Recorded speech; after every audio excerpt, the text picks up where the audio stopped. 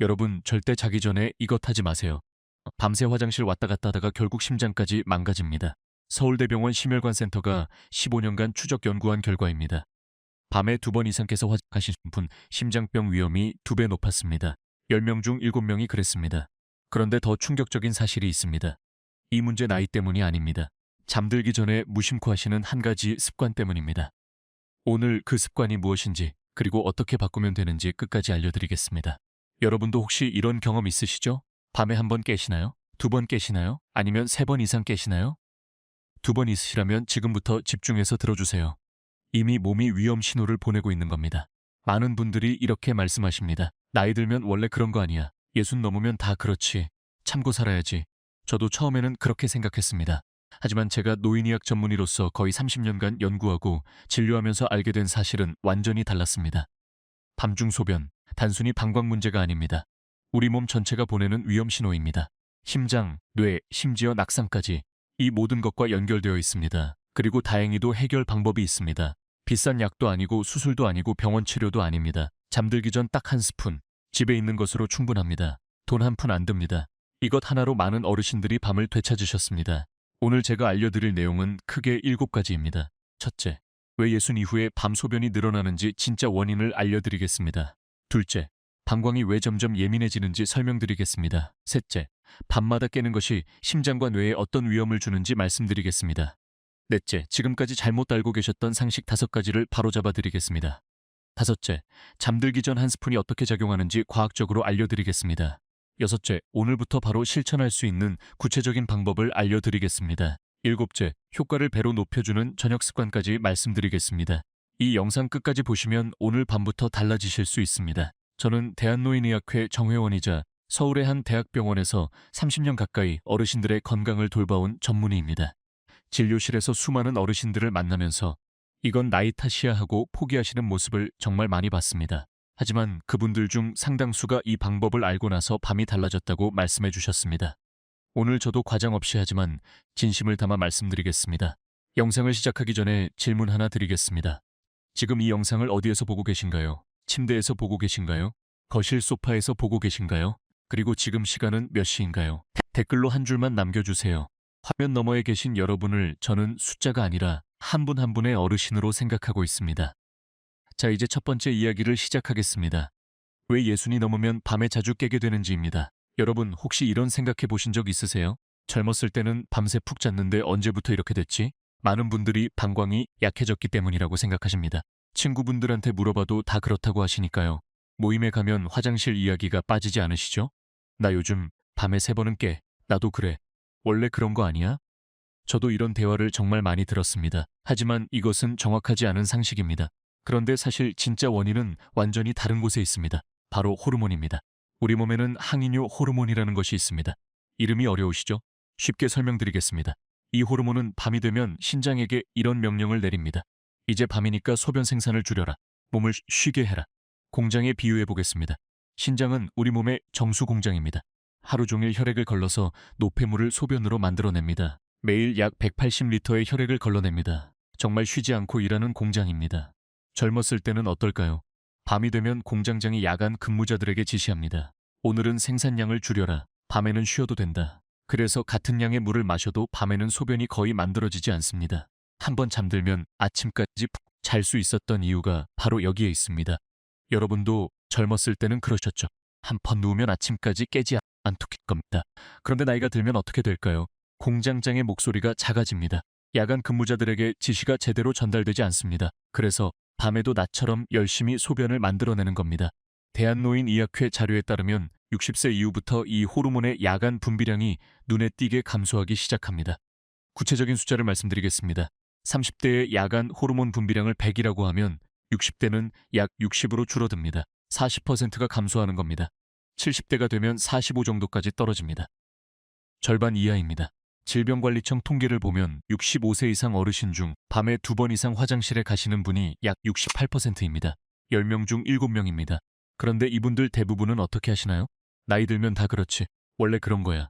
이렇게 넘기십니다. 하지만 이것은 단순한 불편함이 아닙니다. 몸이 보내는 신호입니다. 70세를 넘기면 밤과 낮의 호르몬 차이가 거의 사라집니다. 10명 중 8명에서 이런 변화가 관찰됩니다. 신장은 밤에도 나처럼 쉬지 않고 소변을 만들어냅니다. 물을 많이 마시지 않았는데도 새벽에 화장실에 가셔야 하는 이유가 바로 여기에 있습니다. 제가 진료실에서 만난 한 분이 떠오릅니다. 67세 남성분이셨습니다. 밤마다 3번씩 깨신다고 하셨어요. 처음에 이렇게 말씀하셨습니다. 선생님, 저는 전립선이 안 좋은 거 아닌가요? 친구들도 다 그렇다고 하던데요. 검사를 해봤더니 전립선은 나이에 비해 상태가 좋은 편이었습니다. 문제는 전립선이 아니라 야간 호르몬 분비 저하였습니다. 제가 설명을 드리니 그분이 이렇게 말씀하셨어요.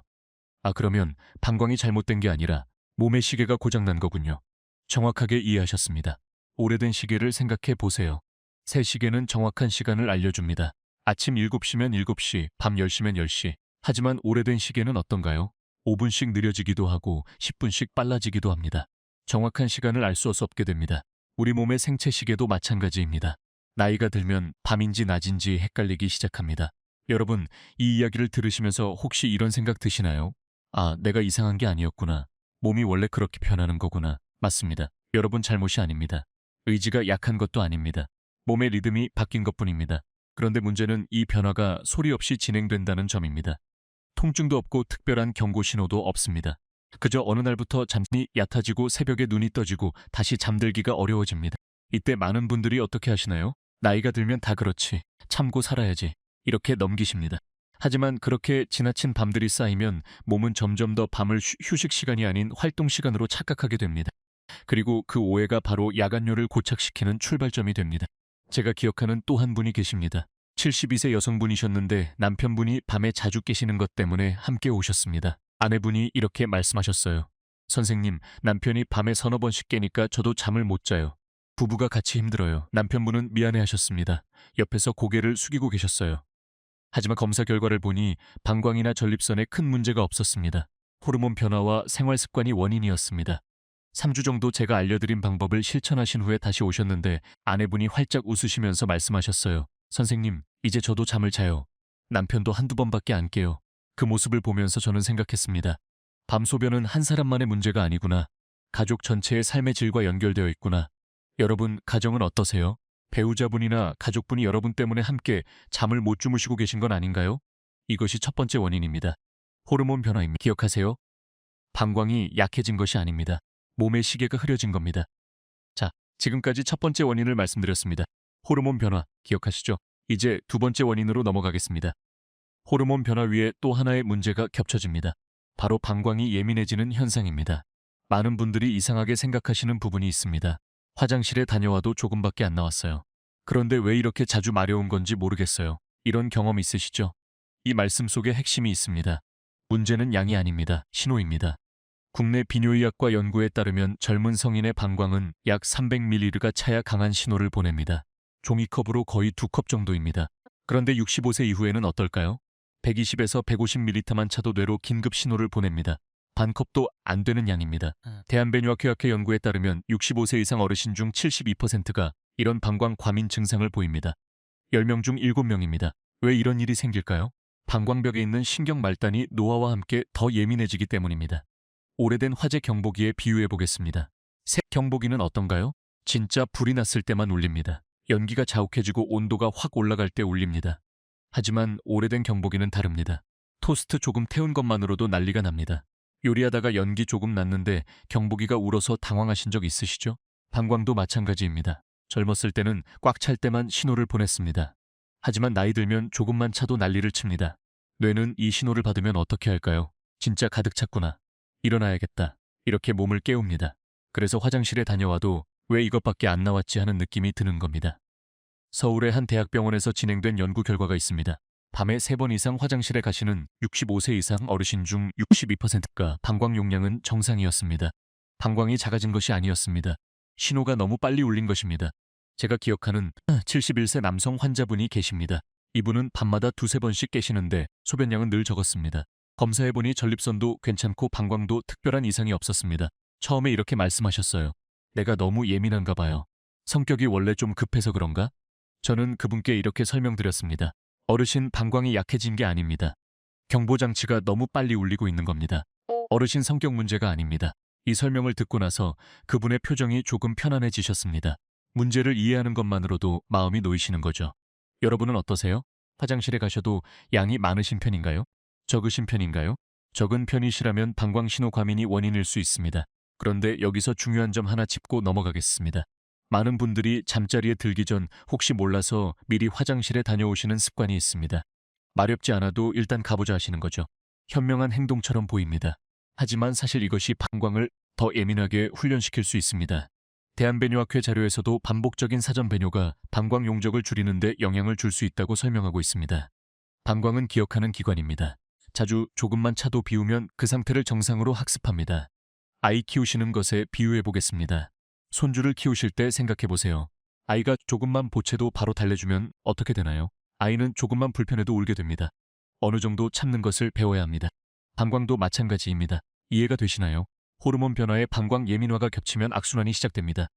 밤은 점점 얕아지고 몸은 점점 쉽게 깨어납니다. 자, 지금까지 두 가지 원인을 말씀드렸습니다. 첫째, 호르몬 변화. 둘째, 방광 예민화. 기억하시죠? 이제 이 문제가 왜 그냥 불편함으로 끝나지 않는지 알아보겠습니다. 우리 몸 전체에 어떤 영향을 미치는지 말씀드리겠습니다. 여러분, 이 부분은 조금 무겁게 들리실 수 있습니다. 하지만 반드시 알아야 하는 이야기입니다. 밤중에 소변 때문에 자주 깨는 것이 단순히 피곤함에서 끝나지 않습니다. 세 가지 심각한 문제로 이어질 수 있습니다. 첫째, 심장 문제입니다. 둘째, 뇌 문제입니다. 셋째, 낙상 위험입니다. 하나씩 자세히 말씀드리겠습니다. 먼저 심장 이야기부터 해보겠습니다. 우리가 깊이 잠들면 심장도 함께 쉽니다. 정상적인 깊은 수면 동안에는 혈압이 자연스럽게 10에서 20% 정도 내려갑니다. 이것을 야간 혈압 하강이라고 부릅니다. 이 과정이 심장 건강에 매우 중요합니다. 심장을 트럭에 비유해 보겠습니다. 낮에는 무거운 짐을 싣고 열심히 달립니다. 배달도 하고 이삿짐도 옮깁니다. 하루 종일 쉬지 않고 일합니다. 밤에는 어떻게 해야 할까요? 짐을 내리고 정비소에서 쉬어야 합니다. 엔진도 식히고 타이어도 점검하고 기름도 갈아야 합니다. 그래야 다음날 또 달릴 수 있습니다. 수면이 바로 그 정비 시간입니다. 그런데 대한고혈압학회 자료에 따르면 밤에 2번 이상 깨는 분들 중 상당수가 이 혈압 하강이 제대로 일어나지 않습니다. 구체적으로 말씀드리면 야간에 2번 이상 깨는 분들의 58%가 혈압 하강 부전을 보였습니다. 10명 중 6명입니다. 몸은 누워있지만 심장은 밤새 긴장 상태에 놓여 있는 겁니다. 트럭이 정비소에 들어갔는데도 엔진을 끄지 않고 공회전하는 것과 같습니다. 이런 상태가 반복되면 어떻게 될까요? 서울대병원 심혈관센터의 15년간 추적 연구 결과가 있습니다. 정말 충격적입니다. 밤에 2번 이상 깨는 어르신은 그렇지 않은 분에 비해 심근경색 위험이 1.8배였습니다. 뇌졸중 위험은 2.1배였습니다. 거의 2배입니다. 특히 새벽 4시에서 6시 사이가 가장 위험한 시간대로 나타났습니다.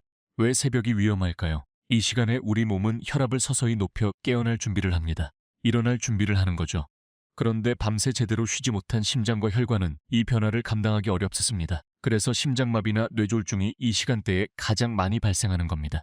여러분, 혹시 새벽에 화장실 다녀오신 후 가슴이 두근거리거나 머리가 맑지 않은 적 있으셨나요? 있으시다면 그것이 심장과 뇌가 보내는 경고 신호일 수 있습니다. 저는 이 이야기를 들을 때마다 마음이 무겁습니다. 왜냐하면 많은 분들이 이 위험을 모르고 계시기 때문입니다. 아들, 딸에게 짐이 되고 싶지 않으시죠? 손주들과 오래오래 놀아주고 싶으시죠? 그러시려면 이 밤 소변 문제를 가볍게 넘기시면 안 됩니다. 제가 진료실에서 만난 한 분이 떠오릅니다. 68세 남성분이셨습니다. 늘 웃으시면서 건강하게 지내시던 분이었어요. 손주가 둘인데 매주 주말마다 놀아주시는 게 가장 큰 낙이라고 하셨습니다. 어느 날 새벽에 화장실 다녀오시다가 갑자기 어지러우셨다고 합니다. 다행히 심하지는 않아서 넘어지지는 않으셨어요. 하지만 그 후로 밤마다 불안해 하셨습니다. 혹시 또 어지러우면 어떻게 하지? 넘어져서 다치면 손주들이랑 못 놀아주는데 그분이 하신 말씀이 아직도 기억납니다. 선생님, 저는 손주들한테 할아버지 최고 소리 듣는 게 제일 좋아요. 병원에 입원해서 아이들 걱정시키고 싶지 않아요. 그 마음, 여러분도 똑같으시죠? 다음은 뇌 이야기입니다. 깊은 수면 중에는 뇌 안에서 아주 중요한 일이 일어납니다. 낮 동안 쌓인 노폐물을 청소하는 겁니다. 특히 알츠하이머와 관련된 베타 아밀로이드라는 단백질이 이 시간에 제거됩니다. 우리 뇌를 가게에 비유해 보겠습니다. 낮에는 손님을 맞이하느라 바쁩니다. 계산도 하고 물건도 정리하고 새 물건도 들여놓습니다. 하루 종일 쉴 틈이 없죠. 그러다 보면 쓰레기도 쌓이고 바닥도 더러워집니다. 밤에 가게 문을 닫으면 어떻게 하나요? 청소를 합니다. 바닥도 쓸고 진열대도 닦고 쓰레기도 버립니다. 그래야 다음날 새로 손님을 맞을 수 있습니다. 잠이 바로 그 청소 시간입니다. 뇌척수액이라는 것이 빗자루와 걸레 역할을 합니다. 수면 중에 뇌척수액이 순환하면서 노폐물을 쓸어냅니다. 대한신경과학회 보고에 따르면 깊은 수면 중에 뇌의 노폐물 청소 효율이 깨어 있을 때보다 10배 높습니다. 그런데 자꾸 깨면 어떻게 될까요? 가게 문을 열었다 닫았다 청소를 제대로 할 수 없겠죠. 국내 신경과학회 연구 결과에 따르면 수면이 자주 중단될수록 기억력 저하와 인지기능 감소가 빠르게 나타났습니다. 특히 야간에 3번 이상 깨는 분들은 그렇지 않은 분에 비해 5년 후 치매 발생률이 1.7배 높았습니다. 많은 어르신들이 말씀하십니다. 요즘 깜빡깜빡해요. 이름이 잘 안 떠올라요. 뭘 하려고 했는지 잊어버려요. 이것이 단순한 노화가 아니라 깨진 수면의 결과인 경우가 적지 않습니다. 여러분, 혹시 최근에 이런 경험 있으셨나요? 냉장고 앞에 가서 뭘 꺼내려고 했는지 잊어버리신 적 있으세요? 열쇠를 어디 뒀는지 한참 찾으신 적 있으세요? 손주 이름이 순간 생각이 안 나신 적 있으세요? 혹시 밤잠이 문제일 수 있습니다. 저도 환자분들께 이 이야기를 드리면 많은 분들이 깜짝 놀라십니다. 아니, 밤에 화장실 가는 것이랑 기억력이랑 무슨 상관이에요? 이런 질문을 자주 받습니다. 상관이 있습니다. 아주 깊은 상관이 있습니다. 수면은 뇌의 청소 시간입니다. 이 시간이 계속 방해받으면 뇌에 노폐물이 쌓입니다. 그 노폐물이 바로 치매와 관련이 있습니다. 여러분은 혹시 주변에 치매에 걸리신 분을 보신 적 있으세요? 저는 진료실에서 정말 많이 봅니다. 그리고 그 가족들의 고통도 함께 봅니다. 치매는 본인만의 고통이 아닙니다. 가족 전체가 함께 힘들어집니다. 자식들이 일을 그만두고 간병해야 합니다. 손주들이 할아버지 할머니를 몰라보게 됩니다. 이 슬픈 이야기를 막을 수 있는 가장 기본적인 방법 중 하나가 바로 좋은 수면입니다. 밤에 자주 깨지 않는 것입니다. 마지막으로 낙상 이야기입니다. 가장 현실적인 위험입니다. 아직 잠에서 완전히 깨어나지 않은 상태에서 어두운 집안을 걷는 것은 젊은 사람에게도 위험합니다. 하지만 관절과 시력이 약해진 어르신에게는 훨씬 더 치명적입니다. 보건복지부 통계에 따르면 65세 이상 어르신의 고관절 골절 중 약 45%가 밤이나 새벽 시간대에 화장실로 이동하다가 발생합니다. 거의 절반입니다. 한 번의 낙상이 어떤 결과를 가져올 수 있을까요? 고관절 골절의 경우 수술 3개월 이상의 입원, 6개월 이상의 재활이 필요합니다. 그리고 안타깝게도 고관절 골절 후 1년 내 사망률이 20%에 달합니다. 5명 중 1명입니다. 제가 잊지 못하는 한 분이 계십니다. 서울에 사시던 69세 여성분이셨습니다. 평소에는 매우 활동적이고 혼자 생활도 잘하시던 분이었습니다. 손주들과 공원에도 자주 가시고 친구분들과 여행도 다니셨습니다. 어느 날 새벽 화장실로 가시다가 미끄러지셨습니다. 고관절을 다치셨습니다. 수술과 긴 재활 기간을 거쳤습니다. 회복 후 진료실에서 그분이 이렇게 말씀하셨습니다. 선생님, 그냥 한번 화장실 가려다 이렇게 될 줄은 몰랐어요. 이제 손주들이랑 놀아주기도 힘들어요. 그 말 속에는 신체적인 고통보다도 자신감이 무너진 마음의 상처가 더 크게 느껴졌습니다. 더 안타까운 것은 그분의 가족들이었습니다. 딸이 직장을 그만두고 간병을 해야 했습니다. 가족 전체의 삶이 달라졌습니다. 나중에 그 딸분이 저한테 따로 말씀하셨어요. 선생님, 엄마가 밤에 자주 깬다는 건 알고 있었어요. 근데 그게 이렇게 위험한 줄은 몰랐어요. 진작 알았으면 뭔가 했을 텐데. 그 말을 듣는 순간 저도 마음이 아팠습니다. 여러분의 자녀분들도 아마 모르고 계실 겁니다. 부모님이 밤에 몇 번씩 깨신다는 것을요. 그리고 그것이 얼마나 위험한지도요. 오늘 이 영상을 자녀분들과 함께 보시는 것도 좋은 방법입니다. 가족이 함께 알아야 함께 예방할 수 있습니다. 여러분은 어떠세요? 침실에서 화장실까지 밤에 안전하게 이동할 수 있는 환경이신가요? 조명은 있으신가요? 센서 조명이나 야간 조명을 설치해 두셨나요? 문턱은 없으신가요? 작은 문턱도 밤에는 위험합니다. 미끄러운 바닥은 아니신가요? 화장실 바닥에 미끄럼 방지 매트가 있으신가요? 침대에서 일어날 때 잡을 수 있는 것이 있으신가요? 만약 한 가지라도 걱정이 되신다면 이 문제를 가볍게 넘기시면 안 됩니다.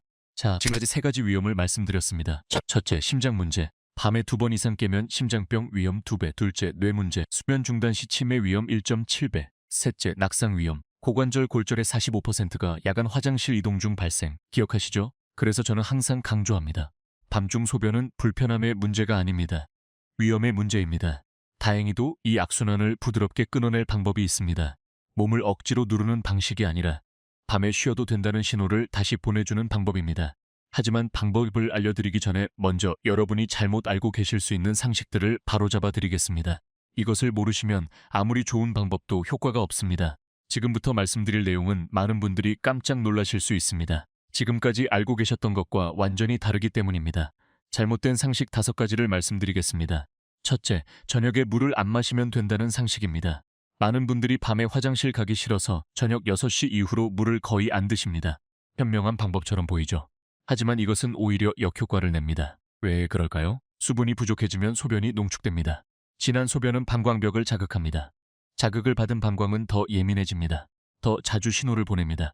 대한배뇨학회 연구에 따르면 저녁 수분 섭취를 극단적으로 줄인 그룹이 오히려 야간뇨 빈도가 높았습니다. 그러면 어떻게 해야 할까요? 답은 적당히입니다. 저녁 식사 후 물 한 컵, 종이컵으로 한 컵 정도는 오히려 드시는 것이 좋습니다. 다만 잠들기 2시간 전부터는 줄이시면 됩니다. 둘째, 카페인만 피하면 된다는 상식입니다. 커피를 끊으면 괜찮아지겠지 생각하시는 분들이 많습니다. 물론 카페인은 줄이시는 게 좋습니다. 하지만 문제는 카페인만이 아닙니다. 알코올이 더 큰 문제입니다. 저녁에 소주 한 잔, 맥주 한 캔 드시는 분들 많으시죠? 잠이 잘 올 것 같다고 드시는 분도 계십니다. 하지만 알코올은 항이뇨 호르몬 분비를 억제합니다. 앞서 말씀드린 그 호르몬입니다. 공장장의 목소리를 더 작게 만듭니다. 그리고 방광을 자극해서 더 자주 마렵게 만듭니다. 서울대병원 비뇨의학과 연구에 따르면 저녁에 알코올을 섭취한 날 밤 야간뇨 빈도가 평균 1.4배 증가했습니다. 저녁, 술은 밤 소변의 적입니다. 셋째, 나이 들면 어쩔 수 없다는 상식입니다. 60 넘으면 다 그렇지. 원래 그런 거야. 이렇게 생각하시는 분들이 정말 많습니다. 하지만 이것은 반은 맞고 반은 틀린 말입니다. 네, 나이 들면 호르몬이 변합니다. 방광도 예민해집니다. 이것은 사실입니다. 하지만 이 변화를 완전히 막을 수는 없어도 완화할 수는 있습니다. 같은 70세라도 밤에 한 번도 안 깨시는 분이 있고 4-5번 깨시는 분이 있습니다. 그 차이는 생활 습관에서 옵니다. 대한노인의학회 연구에 따르면 적절한 생활 습관 관리를 한 그룹이 그렇지 않은 그룹에 비해 야간뇨 빈도가 40% 낮았습니다. 포기하지 마세요. 넷째, 참으면 방광이 튼튼해진다는 상식입니다. 무조건 참으면 된다고 생각하시는 분들 계십니다. 참을수록 방광이 커진다고 믿으시는 거죠. 하지만 무리하게 참는 것은 오히려 해롭습니다. 방광이 지나치게 늘어나면 방광벽 근육이 손상될 수 있습니다. 그리고 요로 감염 위험도 높아집니다. 적절한 시간에 배뇨하는 것이 중요합니다. 보통 3-4시간 간격이 적당합니다. 다섯째, 약으로 해결해야 한다는 상식입니다. 밤에 자주 깨면 약을 먹어야지 하고 생각하시는 분들 계십니다. 물론 약이 필요한 경우도 있습니다. 전립선 비대증이나 과민성 방광 같은 질환이 있다면 전문의 처방이 필요합니다. 하지만 대부분의 야간뇨는 약 없이도 상당히 개선될 수 있습니다. 서울의 한 대학병원 연구에 따르면 생활습관 교정만으로 야간뇨가 50% 이상 개선된 경우가 전체의 63%였습니다. 약 없이 10명 중 6명이 좋아졌습니다. 자, 5가지 잘못된 상식을 바로잡아 드렸습니다. 첫째, 저녁에 물을 안 마시면 된다. 아닙니다. 적당히 드셔야 합니다. 둘째, 카페인만 피하면 된다. 알코올이 더 문제입니다. 셋째, 나이 들면 어쩔 수 없다. 생활 습관으로 40% 줄일 수 있습니다. 넷째, 무조건 참으면 된다. 오히려 해롭습니다. 다섯째, 약으로 해결해야 한다. 63%가 약 없이 좋아졌습니다. 기억나시죠? 이제 드디어 많은 분들이 가장 궁금해하시는 부분으로 들어가겠습니다. 잠들기 전 한 스푼이 어떻게 작용하는지 과학적으로 설명드리겠습니다. 먼저 한 가지 분명히 말씀드리겠습니다. 이 방법은 기적이 아닙니다. 모든 분에게 똑같은 효과를 보장하지도 않습니다. 하지만 몸의 원리를 이해하고 적용하시면 많은 분들에게 도움이 됩니다. 제가 말씀드리는 한 스푼은 방광을 억지로 누르는 방법이 아닙니다. 몸 전체에 이제 쉬어도 된다는 신호를 보내는 방식입니다. 나이가 들수록 우리 몸은 강한 자극보다 정확한 신호에 더 잘 반응합니다. 국내 수면의학 연구에 따르면 노인의 야간 각성은 단순히 소변량 때문이 아니라 자율신경계의 균형이 깨졌을 때 더 쉽게 발생합니다. 자율신경계가 뭘까요? 쉽게 설명드리겠습니다. 우리 몸에는 2가지 페달이 있습니다. 자동차를 생각해 보세요. 엑셀과 브레이크가 있죠. 교감신경은 엑셀입니다.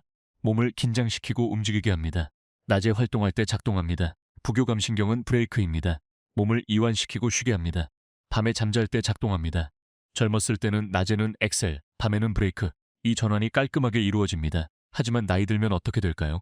페달이 뻑뻑해집니다. 엑셀에서 브레이크로 바꾸려는데 잘 안 바뀝니다. 몸은 누워있는데 마음은 아직 난모드입니다.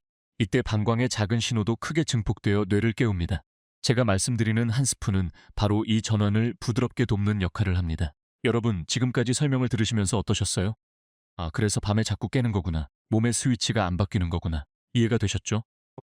문제를 이해하면 해결책도 명확해집니다. 자율신경 전환을 돕는 것, 이것이 핵심입니다.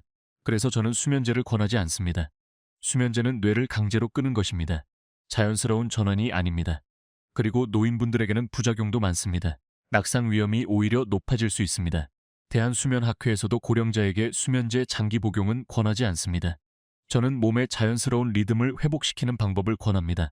그것이 바로 오늘 말씀드리는 한 스푼입니다. 구체적으로 어떻게 작용할까요? 3가지 메커니즘이 있습니다. 첫째, 혈당 안정입니다.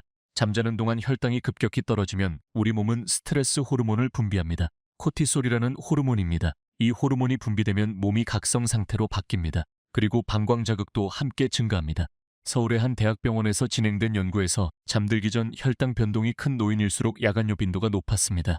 잠들기 전 소량의 자연당분은 밤새 혈당을 안정적으로 유지해줍니다. 급격한 저혈당을 막아주는 겁니다. 둘째, 부교감신경 활성화입니다. 특정 식품에 들어있는 성분이 부교감신경을 활성화합니다. 브레이크를 밟아주는 역할을 하는 거죠. 예를 들어 바나나에 있는 마그네슘과 칼륨, 꿀에 있는 트립토판이 이런 역할을 합니다. 셋째, 방광 자극 완화입니다. 나이가 들면 방광 내벽이 건조하고 예민해집니다. 이때 자극을 완화해주는 요소가 있으면 배뇨가 과도하게 발생하는 것을 줄여줍니다. 대한배뇨학회 자료에서도 방광 자극을 줄이는 생활 습관이 야간뇨 관리의 핵심 중 하나라고 강조하고 있습니다. 그렇다면 구체적으로 무엇을 어떻게 먹으면 될까요?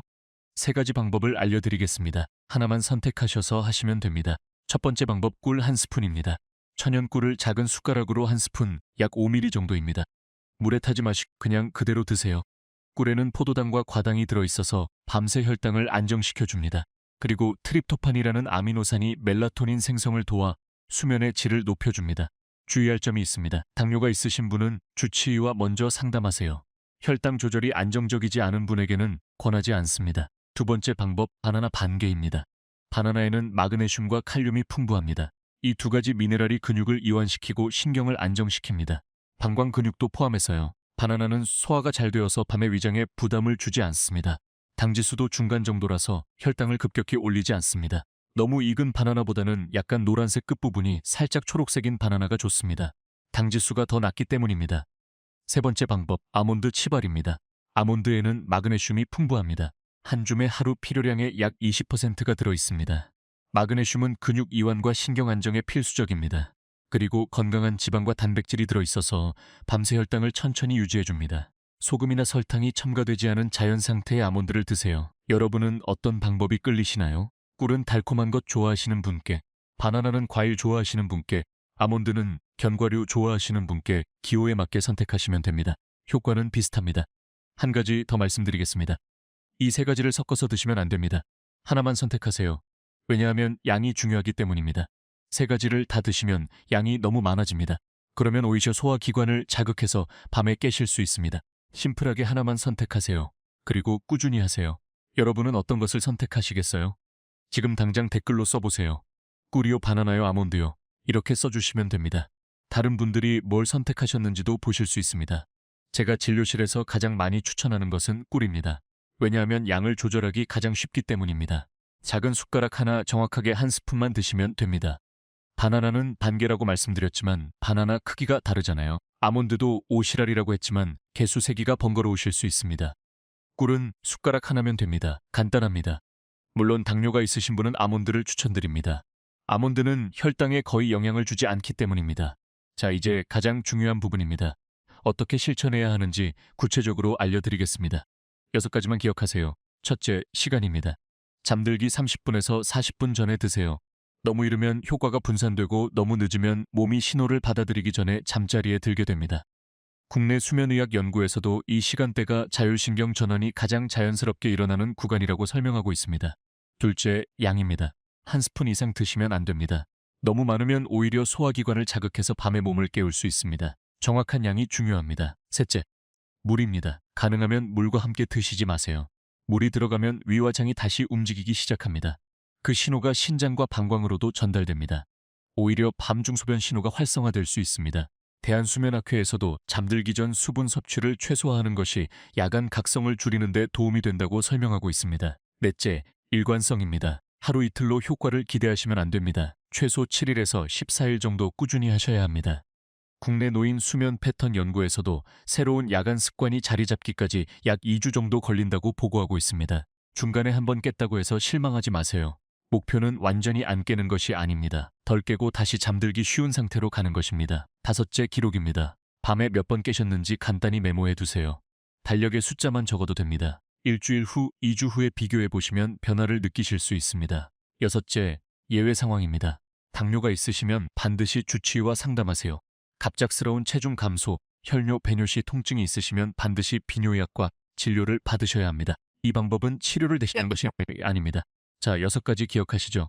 첫째, 잠들기 30, 40분 전에. 둘째, 한 스푼만. 셋째, 물 없이 최소 2주간 꾸준히. 다섯째, 기록하기. 여섯째, 예외 상황 확인 기억해 두세요. 중간 정리를 해드리겠습니다. 잠들기 30, 40분 전 한 스푼만 물 없이 2주 이상 기록하기, 예외 확인.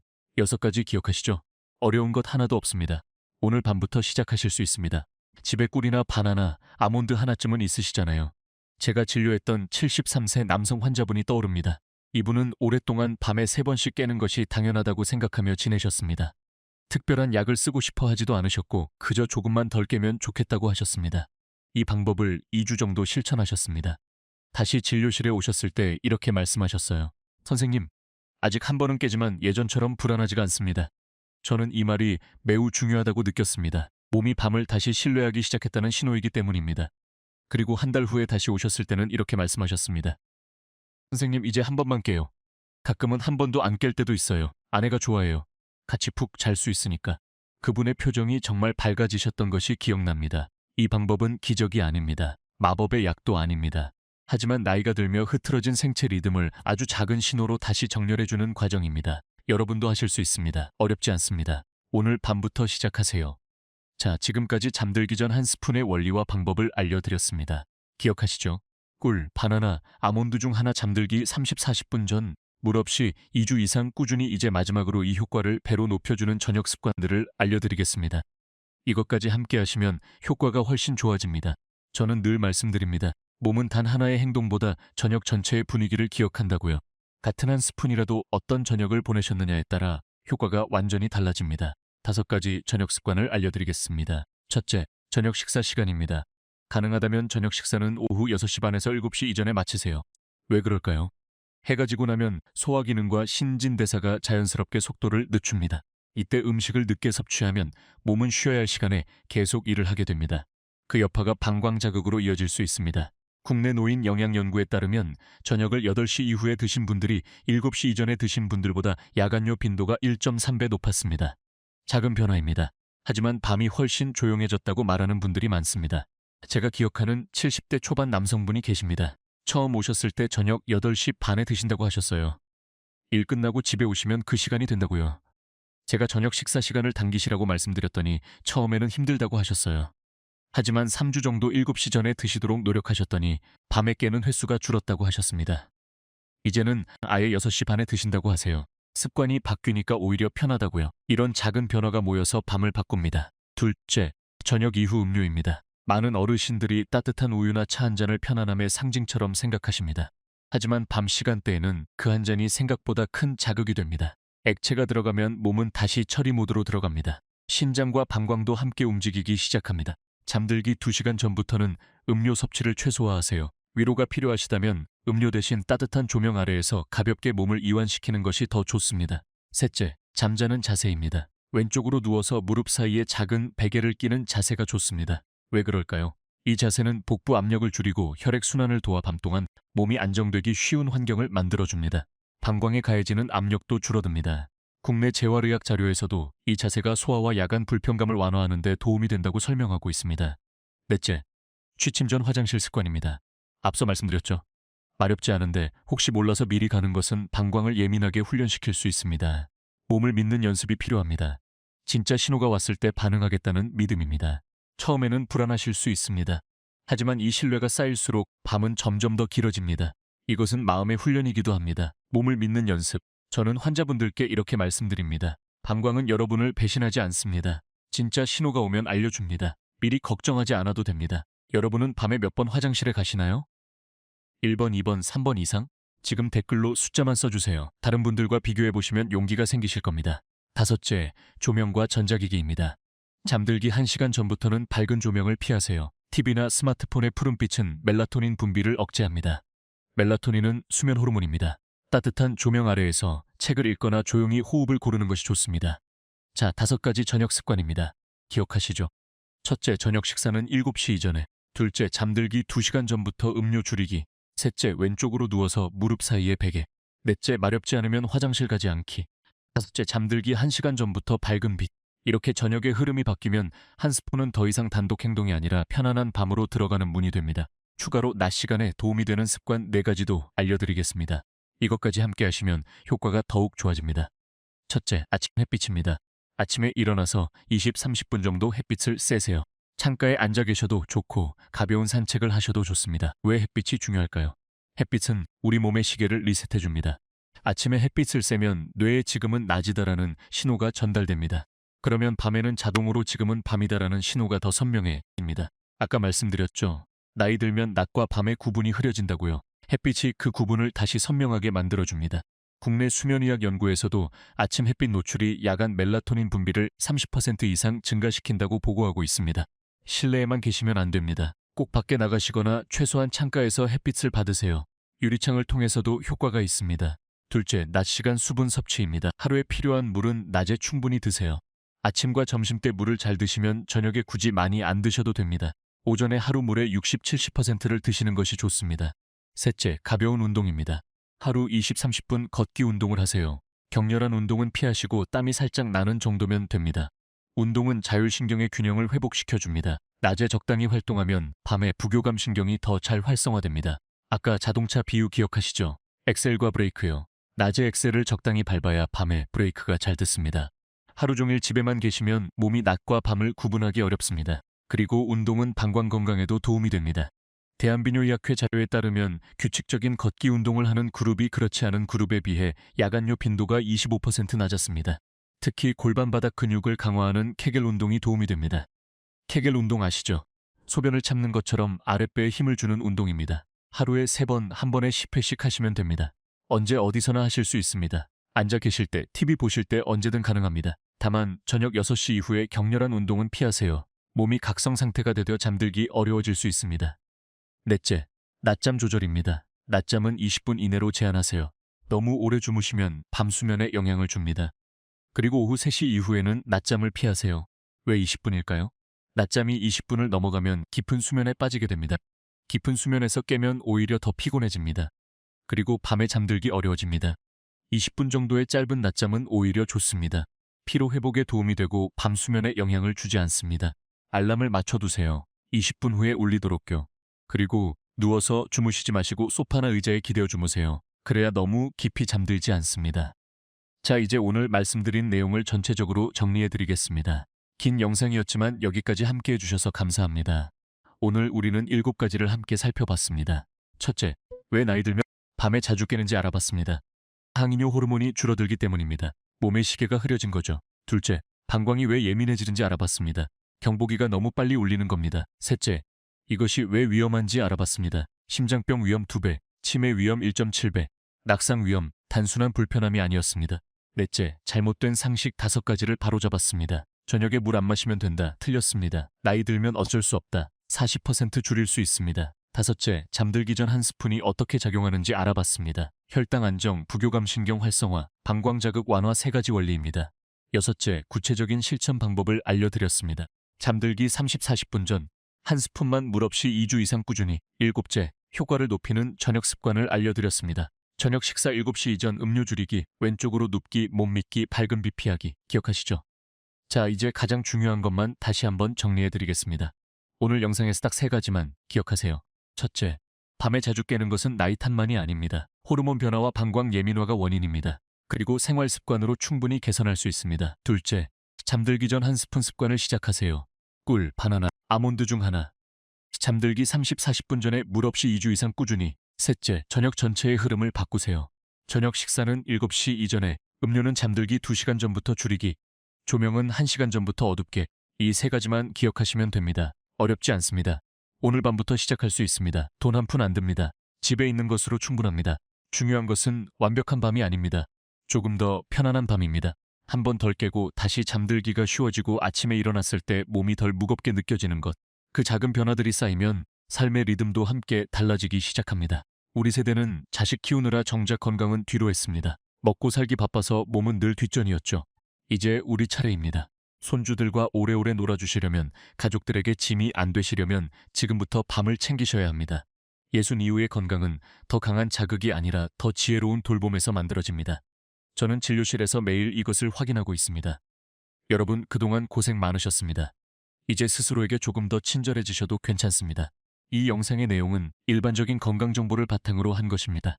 개인의 상태에 따라 다를 수 있습니다. 통증, 혈뇨, 급격한 증상 변화가 있다면 반드시 전문의와 상담하시기 바랍니다. 이 영상은 진단이나 치료를 대신할 수 없습니다. 오늘 이야기가 마음에 조금이라도 닿았다면 댓글로 지금 계신 곳과 시간을 남겨주세요. 여러분의 한 줄 한 줄이 저에게는 다시 영상을 만들 힘이 됩니다. 도움이 되셨다면 좋아요 부탁드립니다. 가족 중에 밤에 자주 깨시는 분이 계시다면 이 영상을 공유해주세요. 함께 건강해지실 수 있습니다. 구독해주시면 더 많은 분들께 건강 정보가 전달됩니다. 우리 함께 건강해집시다. 저는 앞으로도 여러분의 밤이 조금 더 조용해질 수 있도록 과장 없이 하지만 진심을 담아 이야기하겠습니다. 오늘 밤은 스스로에게 조금 더 친절해지셔도 괜찮습니다. 편안한 밤 되시길 바랍니다. 감사합니다.